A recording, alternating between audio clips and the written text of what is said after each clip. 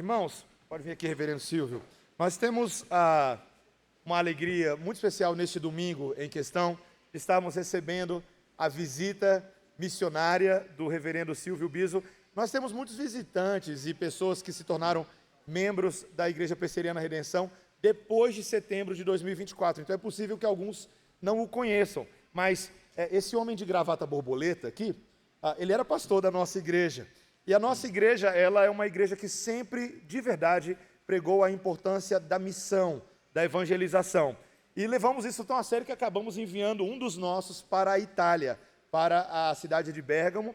E o reverendo Silvio Biso tem atuado lá desde 2024, há quase 1 ano e 4 meses, 1 ano e 5 meses.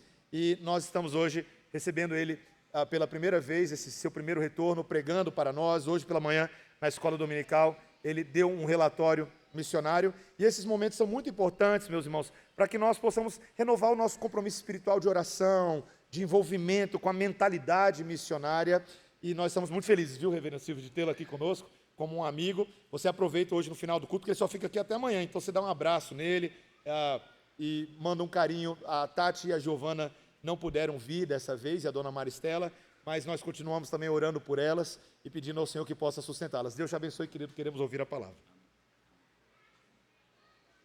Buonasera a tutti, tudo bem, né? Ué, mas pastor, de manhã você falou bom giorno. Sim, bom giorno é de dia, buonasera é de noite. Eu estou falando porque você vai me visitar. Quando você chega lá, você já tem essa diquinha que é importante, uma dica fundamental. Então, de tarde não se fala boa tarde, curiosamente. Não é? A palavra boa tarde, que é bom pomeriggio, é usado só para o jornal. Por exemplo, o apresentador vai começar o jornal, ele fala bom pomeriggio, mas não se usa. Então, e outra, buonanotte é para dormir. Você vai despedir, vai falar, vai dormir, vai fechar os olhos, fala buonanotte. Então, agora é o quê? Buonasera. E é uma alegria estar aqui com vocês, meus irmãos. É uma alegria muito, muito grande. Mas eu não vim para falar de mim, nem ensinar italiano. Então, abra sua Bíblia na carta do apóstolo Paulo aos Filipenses, capítulo 3, de 17 a 21. Filipenses 3, 17 a 21. Diz assim a palavra do Senhor.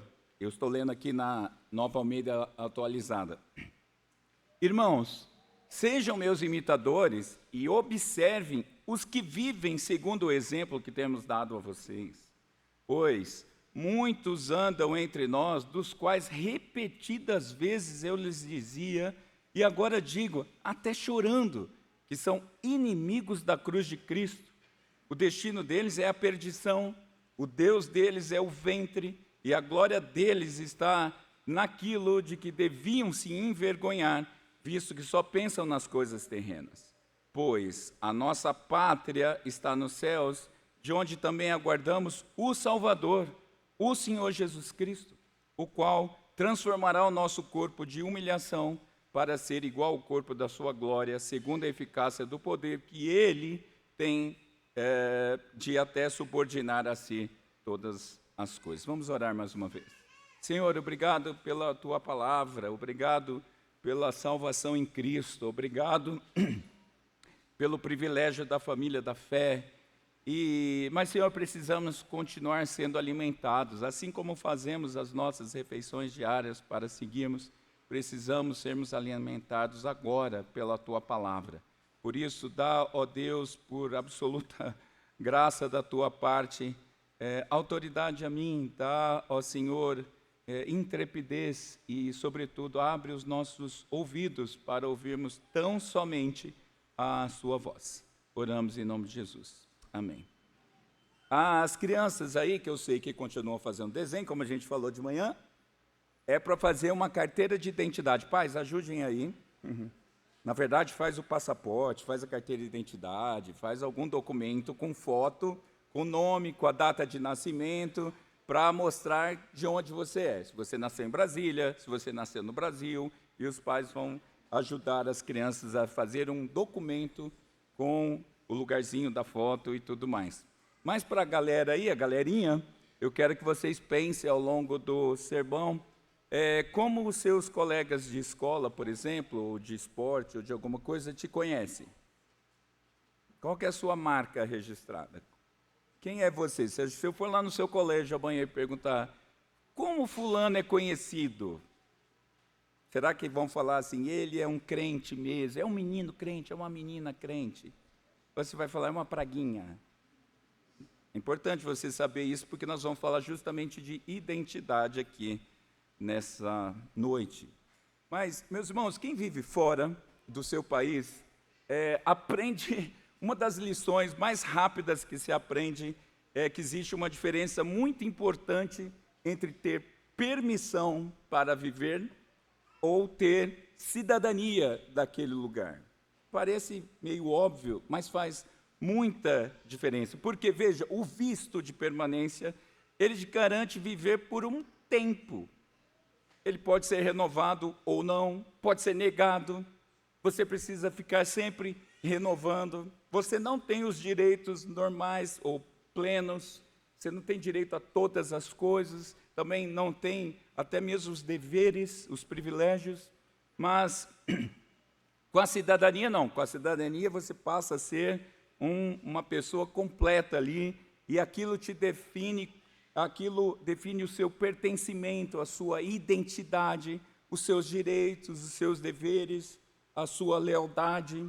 Isso é justamente a diferença entre permissão para viver ou ser um cidadão daquele lugar. E veja que interessante, Paulo escreve isso para uma igreja que entendia bem desse tema de cidadania. Filipos era uma colônia romana,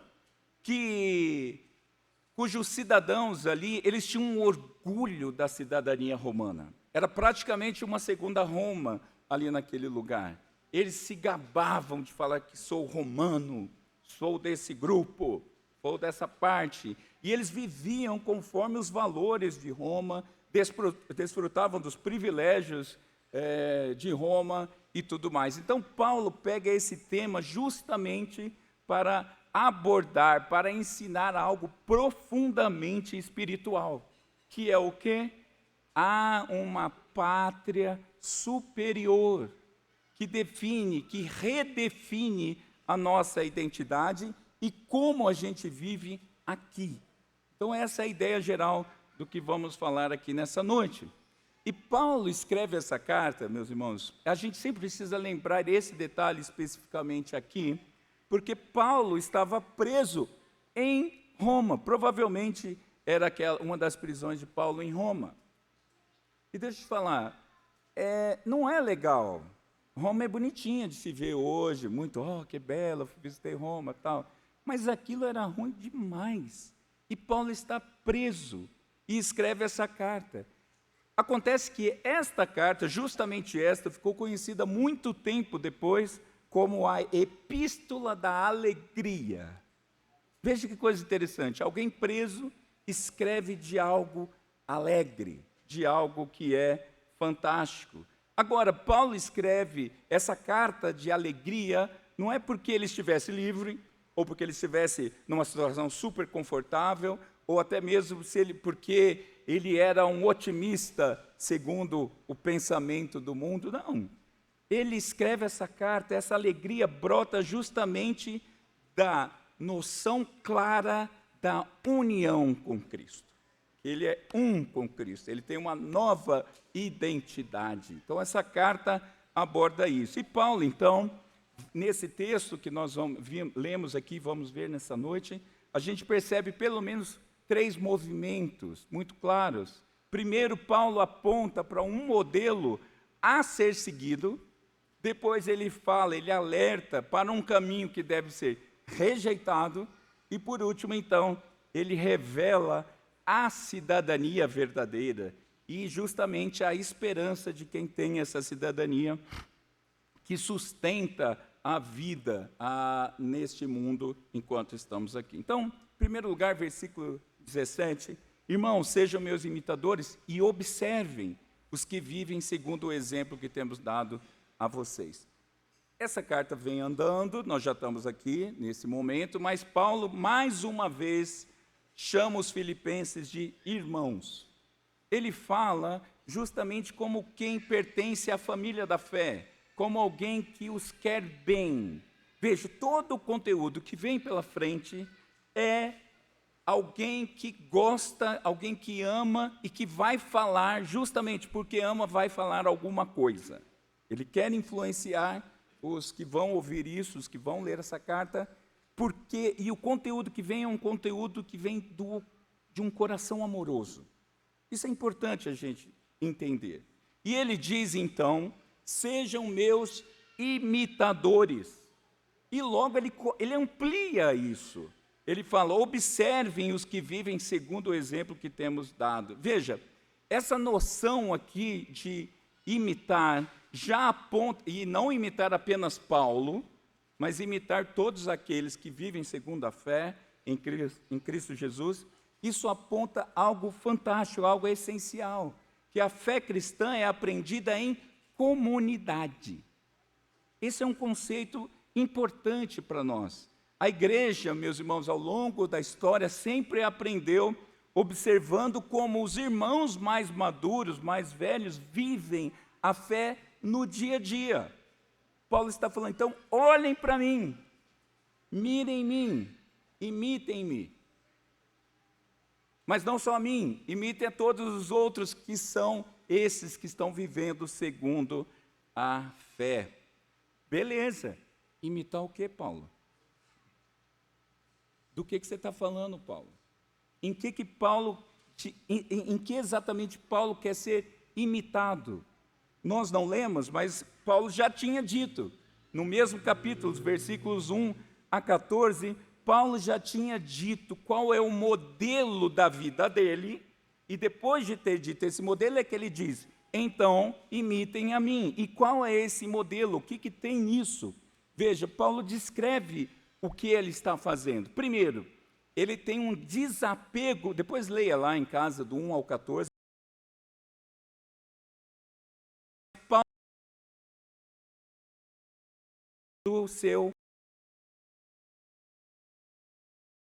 ele sabia que a sua cidadania israelita, que o seu pedigree judaico não servia como fonte de justiça diante de Deus. Paulo falou, olha, a minha cidadania, a minha qualidade de cidadão, tudo que eu tinha, não vale um piqui ruído.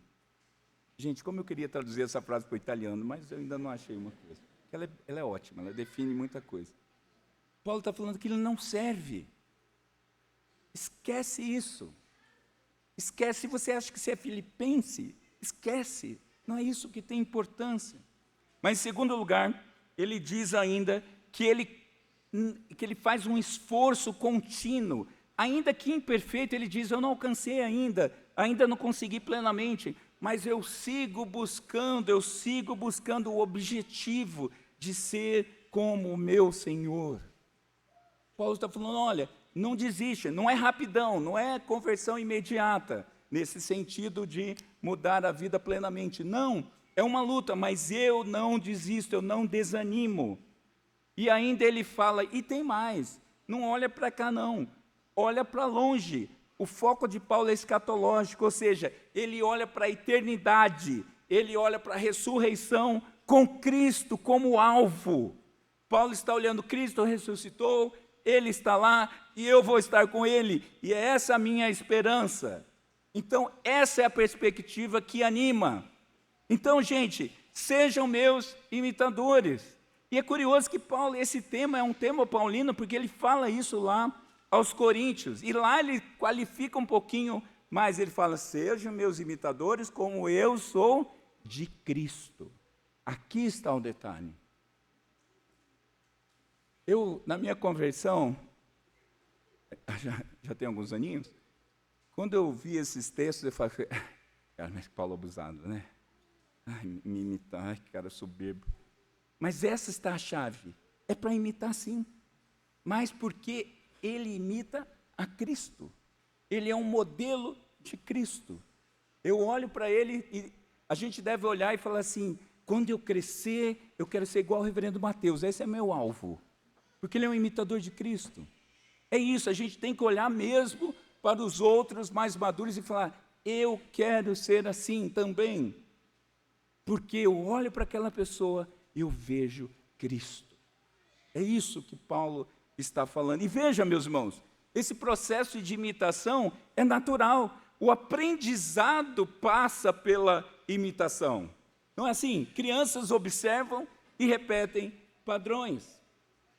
Aliás, criança faz isso muito bem, até entrega os pais algumas vezes, não é? Porque brotam umas coisas e você fala, de onde veio isso, esse menino? Eu não ensinei isso.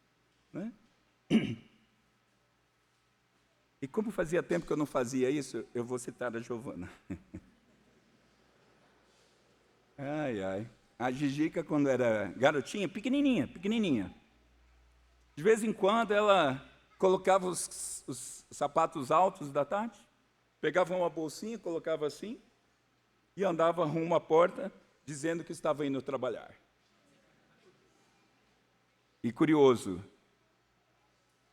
para a Tati, ela era caixeira. Minha mãe é caixeira, trabalha na caixa, ela não sabia, né? Agora o pai não, o pai era banqueiro, trabalhava no Banco do Brasil. Ela imitava a mãe, tão bonitinha, gente, era tão fofinha, saindo rumo à porta, assim, com a bolsa, o celular, vou trabalhar. Por quê? Porque ela via isso. Ela via todo dia, a mãe se arrumando bem, se organizando para ir trabalhar, fazia a mesma coisa, chave do carro, bolsa, celular, e via. Ela repetia, ninguém ensinou a Giovana a fazer aquilo quando era garotinha, ela apenas viu e repetiu o modelo. Entenda, meus irmãos, a fé cristã ela precisa de exemplos visíveis, de modelos a serem seguidos. Os novos na fé aprendem não só ouvindo, mas também vendo.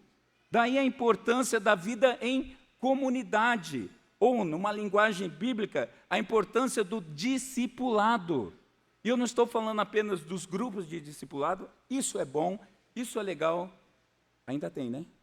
Ótimo, continue firme com isso, mas eu estou falando além disso. Além disso. Eu estou falando, por exemplo, daquela pessoa, ou do jovem, ou da família, que você traz para perto de você, traz para dentro da sua família, e vai passar a conviver com você, vai passar a conviver dentro da sua casa, e vai aprender observando você. E ele vai te imitar, porque teoricamente você é um modelo de Cristo para aquela pessoa, para que ela se torne um cristão melhor.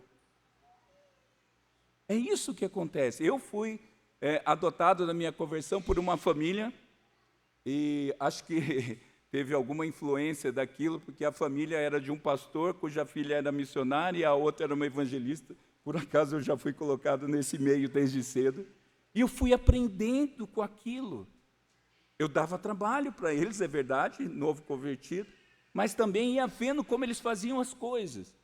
Que eles não deixavam de ir para a igreja no domingo, que eles oravam sempre pela refeição com muita gratidão, que o palavreado deles não era bem diferente do que eu estava acostumado, que a forma de se vestir, a forma de se comportar e blá, blá, blá, era diferente, e aquilo foi moldando o meu caráter. Então você também precisa fazer isso. Outro detalhe, que, por exemplo, dentro de casa, o núcleo doméstico ali, isso também é uma fonte de imitação. Veja, os pais que vivem alinhados com a palavra estão ensinando os filhos pelo exemplo. Os filhos estão vendo e vão repetir o seu modelo no dia a dia. Se você perdoa, eles vão perdoar. Se você serve, eles vão servir. Se você ama, eles vão amar. Se os papéis dentro de casa são bíblicos, eles vão entender os papéis bíblicos de pai, mãe, marido, mulher. No mínimo, vai influenciar muito. No mínimo. E é isso que eles têm que olhar para vocês, pais. E ainda, um modelo que alcança também os de fora. Muitos incrédulos, veja, se aproximam e se abrem para ouvir a palavra, porque primeiro eles viram seu bom testemunho. E eu não estou falando daquela noção que agora eu esqueci o nome do padre, que era, enfim, São Francisco de Assis, se eu não me engano, que falava que você é alcançado pelo Senhor mesmo sem palavras. Não, quem alcança é o Espírito Santo por meio da palavra pregada. A palavra é necessária, mas o nosso testemunho também é necessário. E eu estava me lembrando quando eu estava preparando esse texto, embora eu não vá citar explicitamente, mas é um exemplo aqui desta igreja de uma irmã que fazia faculdade com outra, quer dizer, uma moça que fazia faculdade com uma irmã aqui da nossa igreja, e durante a faculdade foi observando o modelo dela, e um dia, eu vou sintetizar, e um dia ela falou assim, há algo diferente nessa moça, eu quero saber o que é, e por acaso está aqui hoje, se converteu, louvado seja o nome do Senhor. E a glória não é do modelo, a glória é de Cristo, mas o modelo foi fundamental, porque impactou o coração daquela moça, de falar assim, essa outra moça, essa menina é diferente para melhor, aquela coisa de, o que tem nessa moça que é diferente? Isso, meus irmãos, é um modelo de Cristo impactando a nossa vida. Muito obrigado. Então, meus irmãos, e é nesse momento do bom testemunho, é quando a vida mesmo vai criando espaço para que a sua boca anuncie o Evangelho.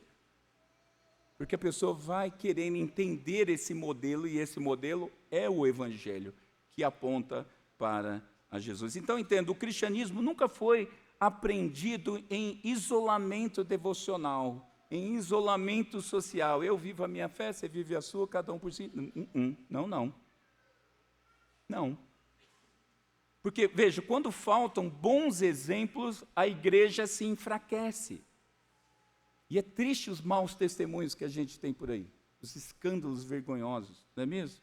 Quando a igreja despreza os exemplos fiéis, a igreja se confunde. Ah, não, eu não vou seguir fulano, não, eu tenho o meu jeito de fazer. Vai lá, bobão. Se ele segue a Cristo, você segue ele, simples assim. Não vai inventar coisa. A gente segue os modelos de Cristo. E também temos que ser modelos de Cristo. Então é essa noção que Paulo está falando. Mas em segundo lugar, Paulo fala que há algo que precisa ser rejeitado. Paulo diz, pois muitos andam entre nós, dos quais repetidas vezes eu lhes dizia, e agora digo até chorando, que são inimigos da cruz de Cristo. E o destino deles é a perdição. O Deus deles é o ventre, e a glória deles está naquilo que deveriam se envergonhar, visto que só pensam nas coisas terrenas. Paulo ama aquela igreja. E é por isso que ele não quer que os irmãos sigam por caminhos errados. E Paulo está dando um alerta sério aqui e doloroso. Ele fala até chorando. Paulo chora, meus irmãos, por pessoas reais. Provavelmente pessoas que estavam próximas à comunidade. Pessoas que estavam ali no dia a dia, que conviviam no ambiente da igreja, mas elas eram inimigas da cruz de Cristo. E veja, caminhos alternativos parecem reais e atraem muita gente, mas é ladeira abaixo. Não é, cuidado com o que está sendo apontado, porque se não está apontando para Cristo, não serve.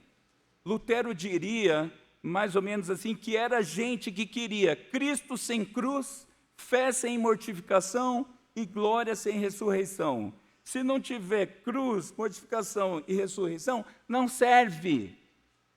Não serve. Qualquer outra coisa diferente disso, rejeite. Isso é coisa de inimigo. E como a gente saberia quais são os inimigos? Paulo descreve aqui pelo menos 4 marcas dessas pessoas. A vida dessas pessoas estava distante do padrão sacrificial de Cristo. E como a gente sabe? Porque eles estavam seguindo para a perdição. É um jeito de viver de quem está perdido. Primeira coisa. Segundo, o Deus que governava a vida deles era o próprio umbigo. era o ventre deles, a autossatisfação, os desejos da carne, ou, eu diria, atender o coração enganoso. Eu tenho falado isso lá na igreja. O coração nosso, essa é uma técnica que eu aprendi com o meu professor, Dr. Eber Pai. O coração é mala, é desesperadamente corrupto, é enganoso. Você não pode acreditar nem em você mesmo. Por isso, cuidado com Deus que você está seguindo. É o seu coração? Se for o seu coração, você está perdido. A glória dessas pessoas estava justamente naquilo que causava vergonha. Elas se orgulhavam de coisas que são vergonhosas. E eu vou falar uma coisa que eu já falava antes, então eu falo com muita tranquilidade. O nosso país, Brasil, é maravilhoso, meus irmãos. Eu já sabia disso, mas hoje eu tenho uma percepção um pouco diferente. É maravilhoso em vários aspectos. Mas o raio do jeitinho brasileiro é uma vergonha. É uma vergonha. Nós não podemos nos orgulhar de falar o jeitinho brasileiro. Isso devia ser horroroso. Você fala, eu não sou isso. Porque lá fora, você fala que você é brasileiro, para alguns é legal, mas para outros, eles até não te contratam, se afastam de você. Nós fomos recusados por várias imobiliárias. Proprietários nos recusaram por sermos brasileiros. Simples assim. Então, veja, a gente tem que ter cuidado com o que é que a gente está achando legal. E mais, as mentes deles estavam presas às coisas terrenas. Uma vez eu preguei aqui num sermão e eu lembrei desse caso de novo, porque existe um shampoo que chama Denorex. Esse shampoo é antigo. Na minha juventude, faz pouco tempo isso, na minha juventude, tinha uma campanha publicidade do Denorex que dizia mais ou menos assim, parece remédio, mas não é. Veja, por que era isso? Porque a fórmula original, naquela época, ela tinha um cheiro forte, uma aparência de remédio, textura de remédio. Quando você passava na cabeça, gelava o couro cabeludo. Mas não era remédio. E isso, eu lembrei disso, meus irmãos, porque veja, sempre que nós removemos a cruz para evitar algum, digamos, entre aspas, escândalo, na verdade a gente está criando uma fé aceitável, uma fé palatável para os padrões do coração caído. Porém, ela não é nada bíblica.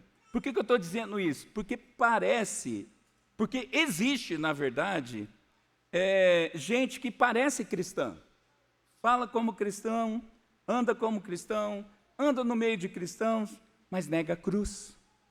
Nós vivemos num tempo em que há muitos crentes denorex, parece crentes, mas não são. E cuidado, então, com o que você está acompanhando. As Escrituras, é claro que ela não nos chama à arrogância, tipo, eu sou melhor que fulano. Não é isso, mas ao discernimento, para saber se essa pessoa é de fato um cristão. E por isso nós precisamos entender com todo o nosso ser que a cruz continua sendo o critério. A cruz de Cristo Jesus. Recuse tudo que não passe pela cruz de Cristo. Tudo. Porque senão você vai ser um inimigo da cruz de Cristo. Um inimigo de Cristo. Em terceiro lugar, Paulo então fala, faça assim, não faça assim. Por quê? Porque você tem uma nova cidadania. E aí o versículo 20 e 21, Paulo usa intencionalmente a linguagem da cidadania. Por quê? Porque os filipenses sabiam do peso da cidadania romana. Então ele usa isso justamente para afirmar que é uma cidadania superior, que governa todas as outras. Paulo não diz apenas que eles iriam para o céu, mas que eles já pertenciam ao céu. Essa nova cidadania, então, a cidadania celestial, ela redefine toda a forma de viver, porque um cidadão vive conforme as regras do seu país. E se eu tenho uma nova cidadania, eu preciso saber como é. Eu preciso demonstrar, então, uma lealdade suprema ao meu gestor maior, ao meu governo maior, Cristo, não a cultura dominante. Eu sou só um cidadão, eu sigo o meu Senhor, quem comanda todas as coisas. Eu vivo sobre uma ética moldada pelo céu, vivida nesta terra. A minha ética agora é outra. A minha ética é pautada pela palavra. É como Jesus faria as coisas. Eu preciso saber como Jesus faria, como Jesus decidiria isso, como que eu faço para ser verdadeiramente um cidadão. E ainda, é ter uma esperança ativa. E não é escapista. Eu sou um cidadão do céu, então eu vou, já que eu já sou um cidadão do céu, eu vou esperar chegar lá para viver daquela forma, ou eu vou ser alienado com esse mundo que está aqui mesmo. Não, não é isso. Mas, na verdade, a gente olha para o futuro, porque a gente olha para a redenção do Senhor, que é uma redenção completa, inclusive do corpo. Isso faz a gente pensar um monte de coisa. Eu devo cuidar bem do meu corpo, eu devo cuidar bem da minha vida, eu cuido do meu próximo, eu cuido da minha família, eu sou um bom trabalhador, uma série de coisas, porque eu vivo sobre um novo padrão. E o interessante é que essa nova cidadania, ela fala disso, desse futuro. Porque, veja, Cristo não salva apenas almas, Cristo transforma tudo, redime já, começa já isso, redime o nosso corpo, a redenção então é completa. O mesmo Senhor que governa agora é aquele que sujeita todas as coisas para si e que vai dar novo céu, nova terra, vai refazer tudo. É esse mesmo Senhor, então eu espero por aquele dia. O fato de ser cidadão do céu me faz lembrar que eu vou voltar para a terra, a minha terra natal. Veja, é mais ou menos assim. A minha cidadania italiana vem por parte de pai, né? Mas, como era a lei antiga, alcançou a minha mãe, que é cearense, não é? E quando a gente foi mudar, ela falou assim, estou indo para a minha terra. Nunca tinha pisado na Itália.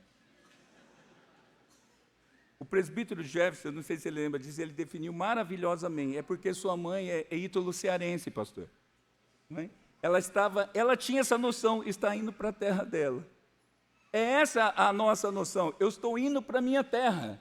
Eu estou aqui de passagem, mas eu sou cidadão do céu. E é isso que vai nos animando. Eu estou aqui, mas eu sei que eu vou para lá. E nessa caminhada, isso me anima a saber que eu sou cidadão daqui e saber o que me espera lá. Algumas pessoas me perguntaram, mas você vai lá para o Brasil, bate e volta internacional de 6 dias só? Para quê? Não vai nem curtir um pouco? Querido, eu sou cidadão do céu, eu tenho mais o que fazer. É isso que me anima. Eu vou para lá para isso. É claro que tem bônus, né? Ver os irmãos, desfrutar de refeições que eu acabo não tendo mais acesso lá. Tudo isso é maravilhoso. Mas é porque eu tenho uma nova cidadania, que não é italiana, é a do céu. É isso que tem valor. E é por isso que eu vim. E é isso que dava. O pessoal falou assim, mas a viagem não é longa? É, quase 10 horas. Cansou? Não.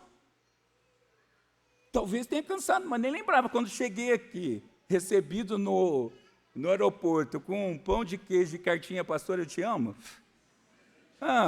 Que cansaço. Que cansaço. É o reino que é mais importante.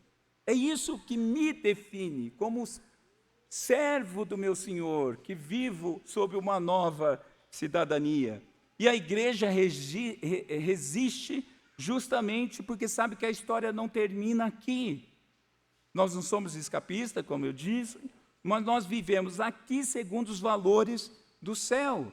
Nós vivemos com uma esperança ativa, uma esperança que dá fôlego para resistir, inclusive, à pressão cultural. Sabe o que é ir num shopping à tarde, e aí você vê 2 homens ou 2 mulheres, com um pet na coleira, no shopping, bem vestidinho, porque é Itália, né? Até cachorro se veste bem. Um casal de islâmico com 4 filhos, um casal de indianos com mais 4 filhos, cada um com seus modelos de roupa. Aí eu falo, opa, tem alguma coisa errada acontecendo aqui. Você vê de longe quem é islâmico, você vê de longe quem é indiano, você vê de longe quem é paquistanês, porque eles mostram a identidade deles. A pergunta é, e nós? As pessoas estão olhando para a gente e vendo que nós somos cidadãos de uma nova cidadania, cujo governo é do Senhor. Nós estamos vivendo com uma santa expectativa da volta do nosso Senhor. E veja, meus irmãos, o detalhe é que toda vez que a Bíblia diz não faça alguma coisa, ou faça alguma coisa, é porque a gente faz o contrário. Nosso coração é terrível, nosso coração é enganoso. Por isso que a Bíblia precisa dizer, não faça isso ou faça aquilo, porque naturalmente nós fazemos o contrário.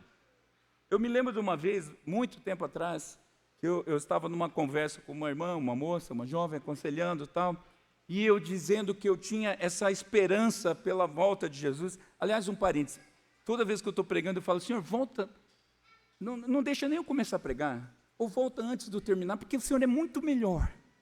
Ninguém precisa ficar me ouvindo, ouvir o Senhor vai ser muito mais fantástico, volta, Senhor. E eu, nessa empolgação, falei isso para a irmã, tomara que Jesus volte hoje, no meio da nossa conversa. Ela, misericórdia, pastor, eu quero casar. Mas veja, meus irmãos, casar é bom, eu recomendo fortemente eu recomendo casar. E recomendo ter filhos também. É claro que isso é bom, mas veja, meus irmãos, a gente tem que tomar, porque o perigo está em amar demais o que é temporário. A gente tem que amar o que é celestial, o que é eterno, com todo o nosso ser. E às vezes nosso coração está apegadinho demais às coisas aqui deste mundo. E por que isso? E como que isso é resolvido? Porque veja, uma teologia sem cruz acaba exaltando justamente o homem. Então, quanto mais de Cristo no nosso coração, menos deste mundo, menos o mundo vai ocupar o nosso coração. Nós precisamos de Cristo enchendo o nosso viver, transformando o nosso viver. Lembrei da música da Aline, né? Jesus Cristo mudou o meu viver. É isso, porque essa é a nossa nova identidade. O Senhor Jesus é o modelo a ser seguido. É Ele, olhamos para Ele em todo o tempo. E Ele deixou claro isso, que nós devemos rejeitar qualquer coisa diferente disso. Rejeitar homens, rejeitar sistemas de crenças, rejeitar o inimigo, com certeza, não é? Das nossas almas, rejeitar até nós mesmos, nosso próprio coração, porque Ele é o centro de tudo isso. Então, como viver à altura dessa nova pátria eterna?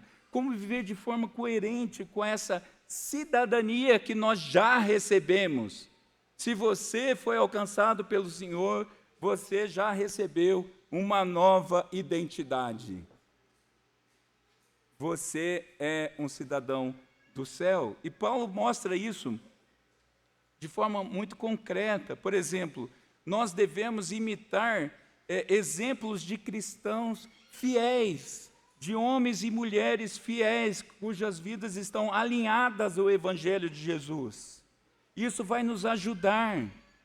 A gente olhando para outros, a gente vai saber aplicar a fé hoje, no cotidiano, neste país ou onde a gente estiver. Então, sim, olhe para pessoas mais experientes. O pastor Mateus falou aqui, antes de dar posse à mocidade, do modelo presbiteriano, não é? E a beleza, uma das belezas do modelo presbiteriano é justamente o modelo dos anciãos, dos que são imitáveis, porque devem ser imitados. Se eles não são imitáveis, tem alguma coisa errada. Os líderes do discipulado, os professores da escola dominical, são todas pessoas que devem ser imitadas. Nós também devemos recusar uma fé sem cruz, que promete um conforto sem arrependimento e glória sem transformação. O Senhor falou: negue-se a si mesmo, diariamente tome a sua cruz para me seguir. É isso que nós devemos fazer.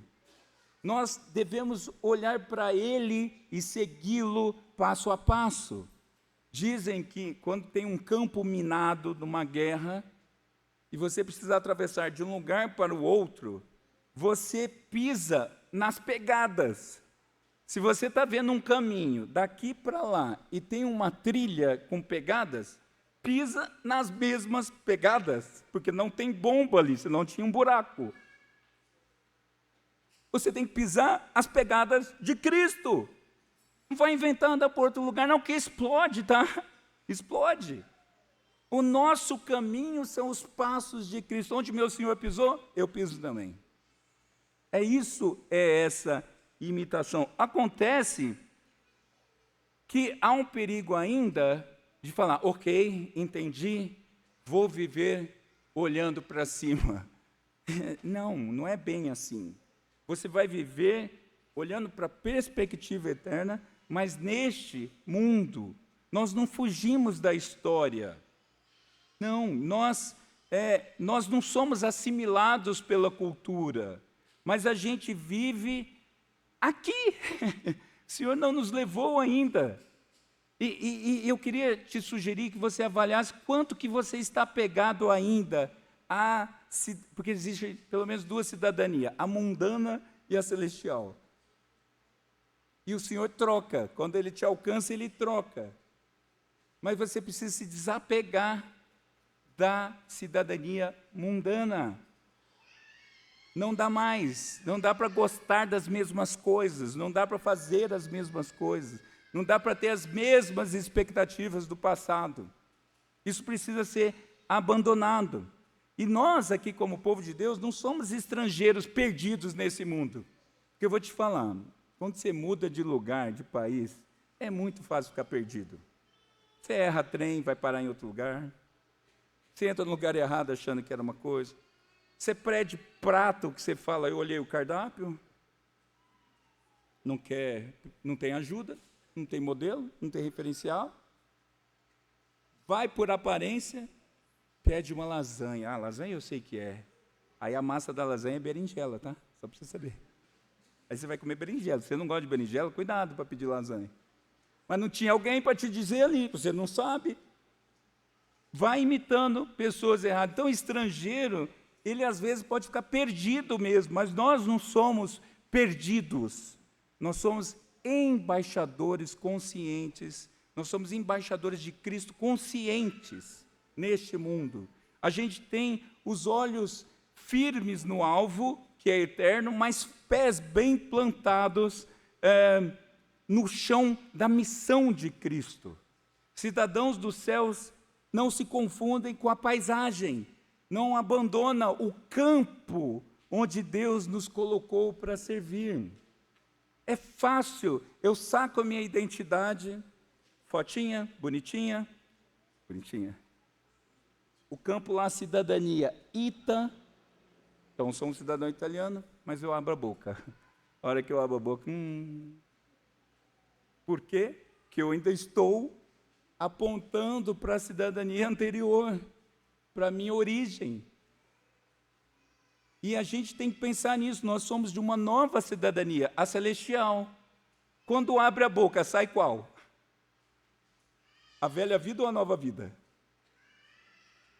Não adianta você sacar sua carteirinha de crente, membro da Igreja Presbiteriana da Redenção.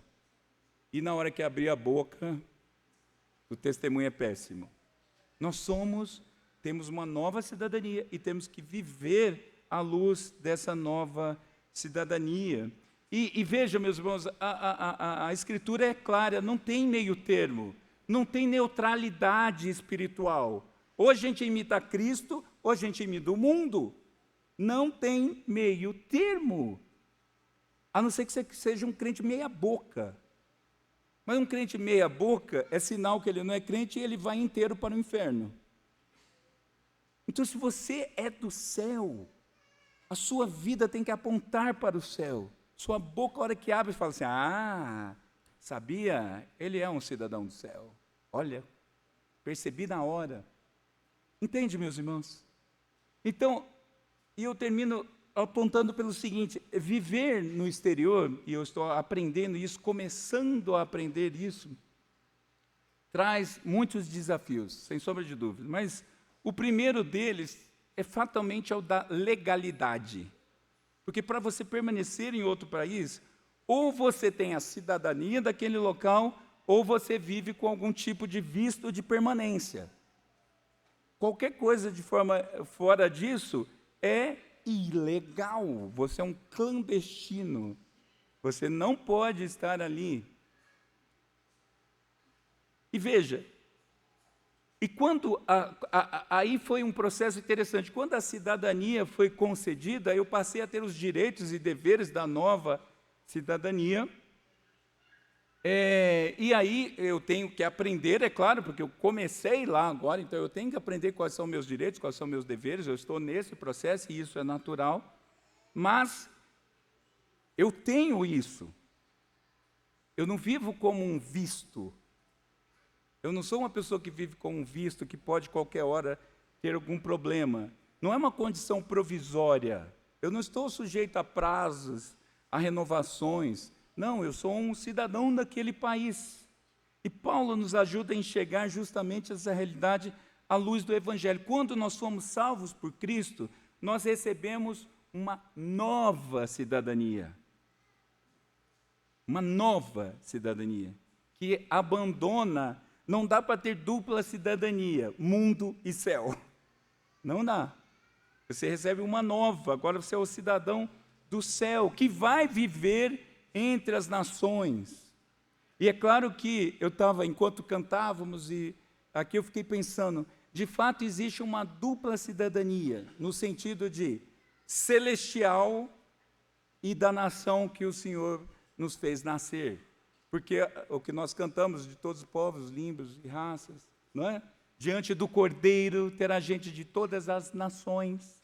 Então, na verdade, da mesma forma que eu sou um ítalo brasileiro, eu também sou, mas o melhor mesmo é que eu sou um cidadão celeste brasileiro.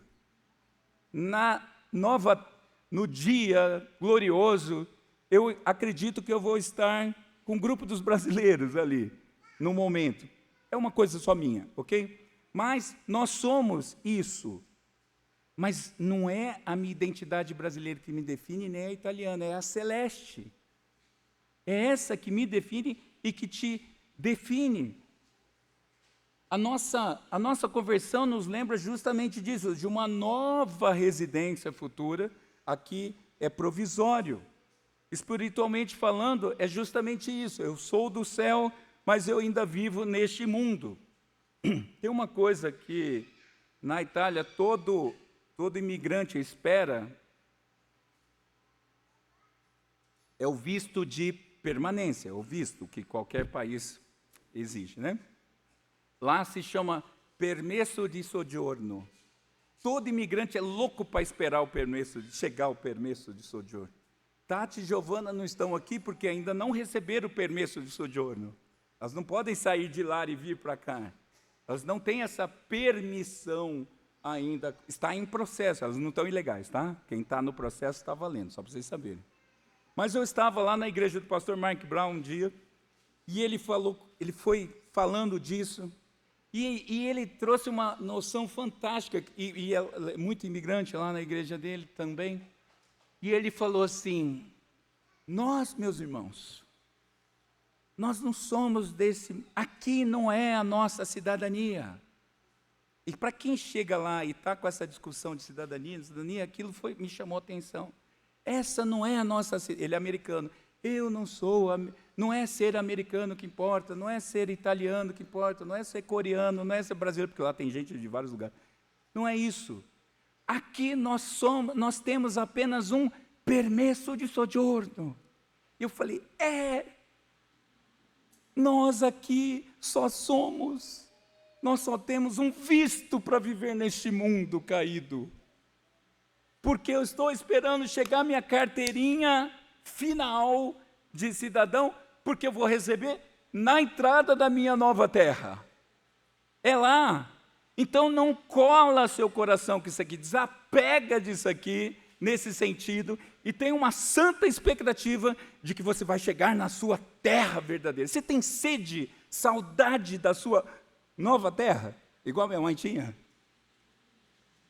Você é assim? Você fala, cara, que saudade do céu, da nova terra, né? O céu vai ser uma transição, mas que saudade que eu estou da nova terra, mas você nunca morou lá, mas não tem problema, eu já tenho saudade do que eu ainda não vivi.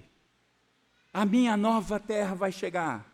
E por enquanto, eu sei que eu sou um cidadão, não saiu meu documento ainda, mas enquanto isso eu vivo com um permesso de sojourno.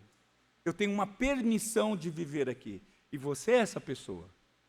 Se você é do Senhor, você tem uma permissão para viver aqui, até que você chegue, até que você receba a sua entrada na nova terra. Você vai para lá? Sim? Tudo bem, deixa eu te dizer, tem um outro lugar para ir também, tá? Não é nada agradável, chama inferno. Tem gente que é cidadão do inferno também está com permesso para viver aqui. E um dia vai para lá. Mas você consegue ter essa expectativa?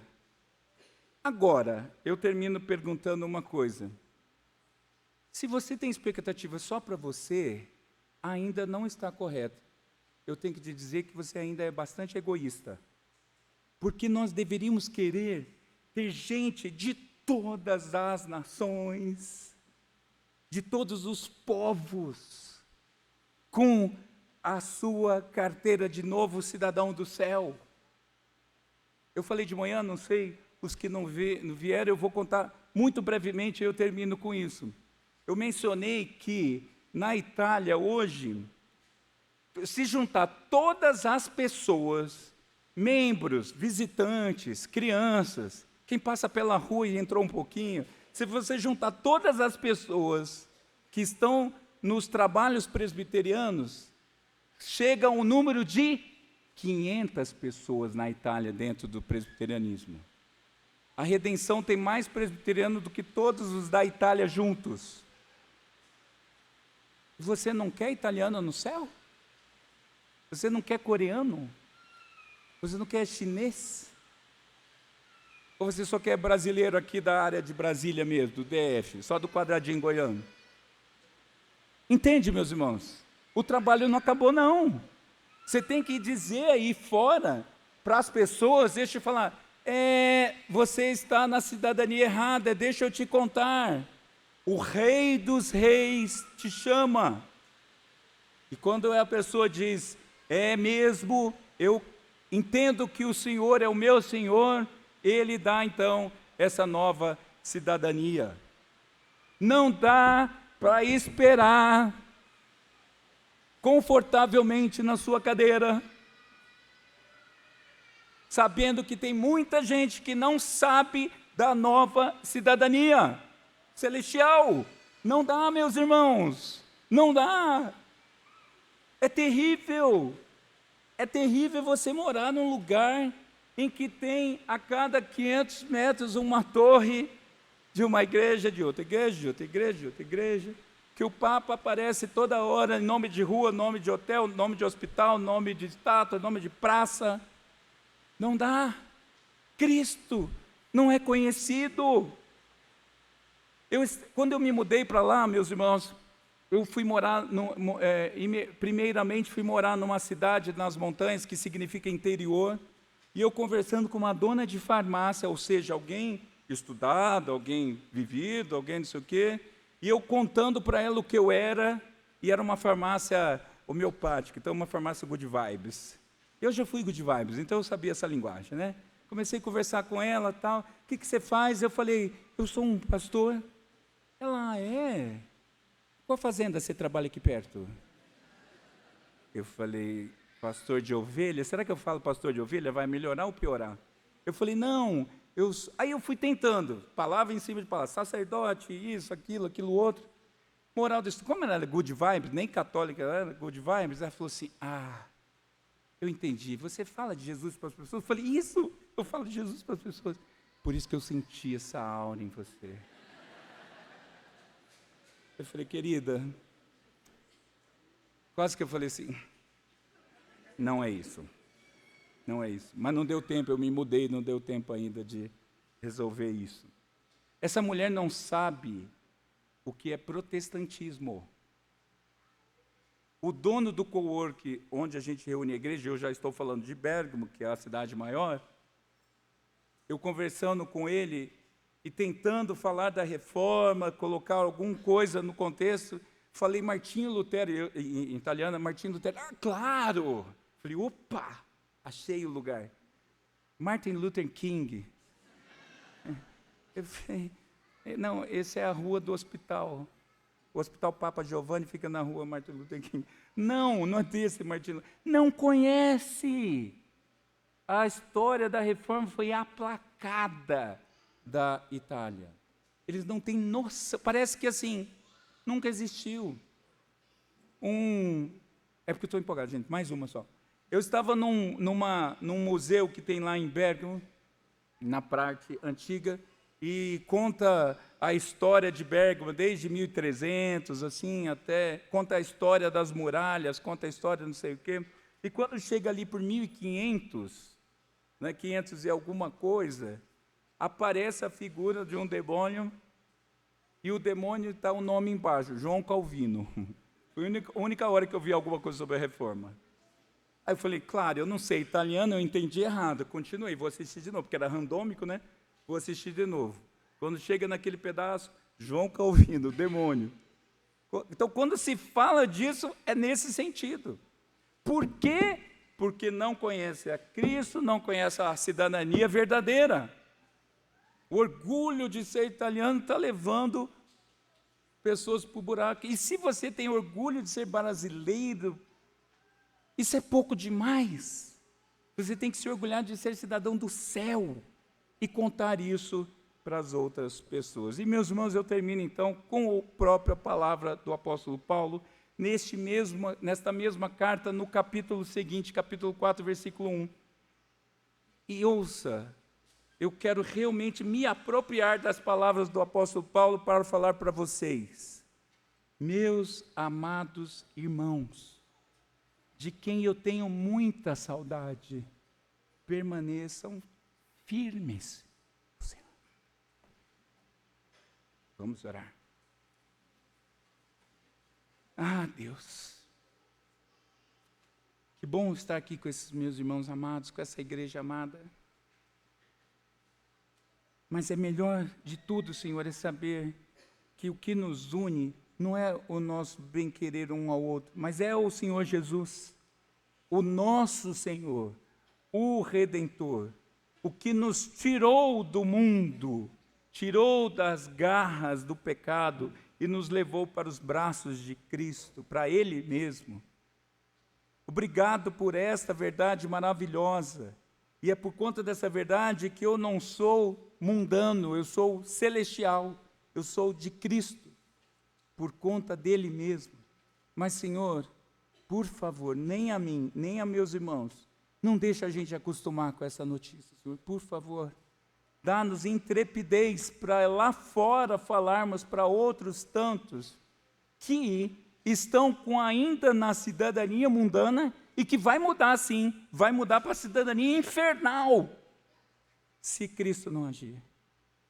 Não deixa isso, Senhor, nos ajude a sermos embaixadores teus, para que pessoas tenham sim uma mudança de cidadania, da mundana para a celestial.